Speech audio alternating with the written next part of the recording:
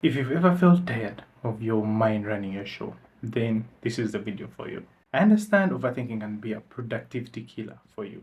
That's why in today's video, I'm going to be sharing with you 4 effective tips that I've used myself to break free from the thought of overthinking or the habit of overthinking while boosting my output. Let's dive in. So the first thing you'll ever need to do is to work on your mindset. You know how everything that tends to lead to growth starts with the mind? Yeah, now that's what I want you to do. Start by working on your mindset.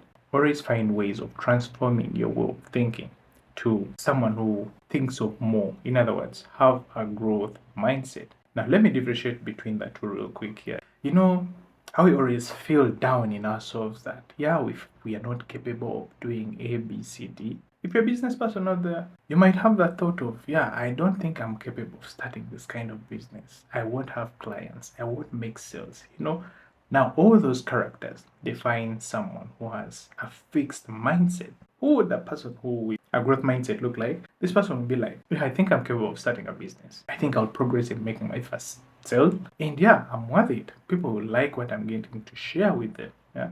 Now that's the kind of person who has a growth mindset. If you're out there, the first thing you need to do to overcome overthinking is to develop a growth mindset. Think of what you're going to share or what you're doing as something you're good at, not something you're bad at. Think of yourself as a person who is worthy to stand before the people or to sit before the people on the other end of the screen and sharing whatever you have to do with that energy and the confidence that people will like it. You yourself will like it. With that being said, let's head to tip number 2.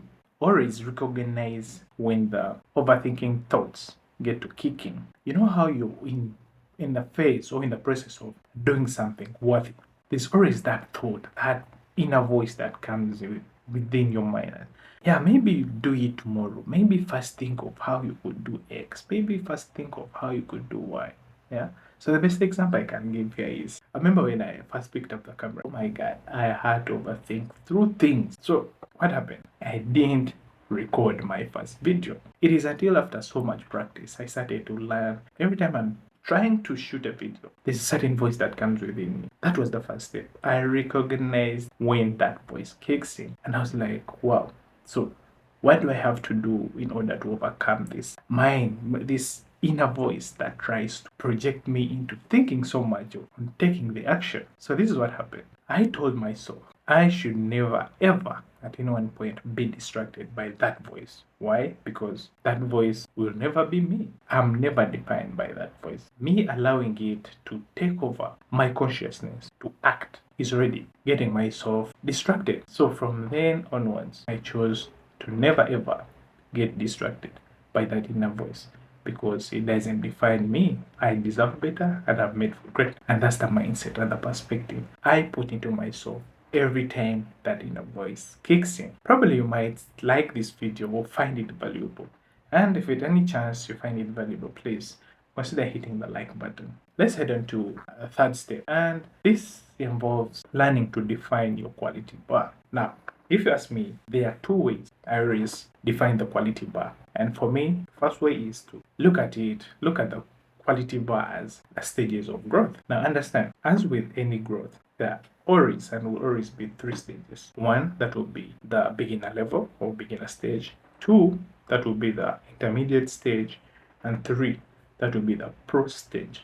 Now, this is very key, yeah, and I want you to pay so much attention. And as I'm explaining this, the problem I find most people do, or where they get to go wrong and succumb to this habit of overthinking, is they attempt to do things of pro level while at beginner level. So let me give an example.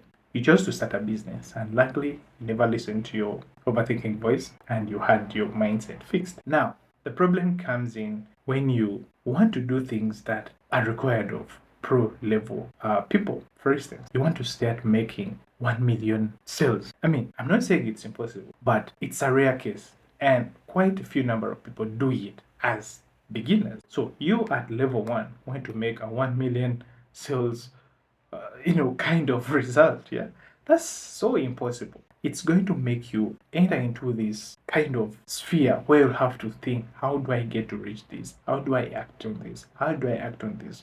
Remember, each level of growth comes with different hurdles. The hurdles you'll experience at level 1, a beginner level or beginner stage, are different from those you'll experience at intermediate stage, and are going to be different from those you're going to experience at pro level. Yeah, obviously, by the mere look at it, it's easier at level 1 and harder at level 3, unless if you've mastered it.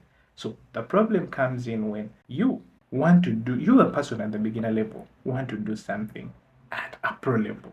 Yeah? These don't connect. You're going to end up in a loop of overthinking things. Oh, now this client, oh, now that client. Yeah.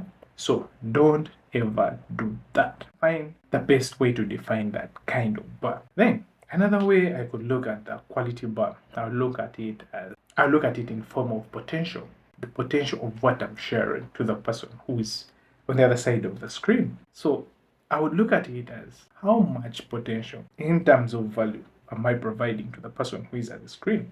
And if it is useful, how impactful is it going to be to the same person who is watching? So this kind of question prompts me to do two things. One, it's going to prompt me to act or not to act. That's as easy as it gets. I either act or not. So if it is of value to the person watching this, then why not? What choice do I have besides taking action and sharing my own information or the information I know about what the person is interested in? If it is not of value, then why waste time? Because at the end of the day, I'll think through a lot of things, and the person on the other side of the screen will never find it valuable. And trust me, if you like this, please consider hitting that subscribe button, because there's more to this content that is coming your way. Anyways, if the kind of information I'm having or I'm sharing with the other person is full of potential in terms of value to them, then I have no any other option but to share, to make the video, to make an exchange, to get into contact. And that helps me to stop overthinking, right? Now, final tip will be making every action or activity that I'm trying to be fun and more entertaining. So I always tried as much as I could never to create friction in whatever I'm doing. So with less friction, there can increase enjoyment and fulfillment in whatever I was doing. And if you're a person who is always falling into this trap of things are boring, I don't feel like it's fun to do this, find ways of interacting with these activities and create some kind of enjoyment activity or cycle or make things fun. For instance, I want you to run back in time and think of the moment you did something that you really, really, really loved so much. For instance, eating ice cream. Yeah.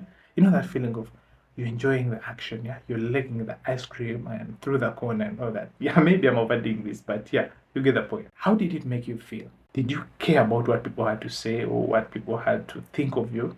I bet none of that came into your mind. So I want you to use this and enhance it. Bring it to this kind of perspective every time you're overthinking. Bring that mentality of doing something you love into the action you're doing. Don't care about what other people are doing. Just take action.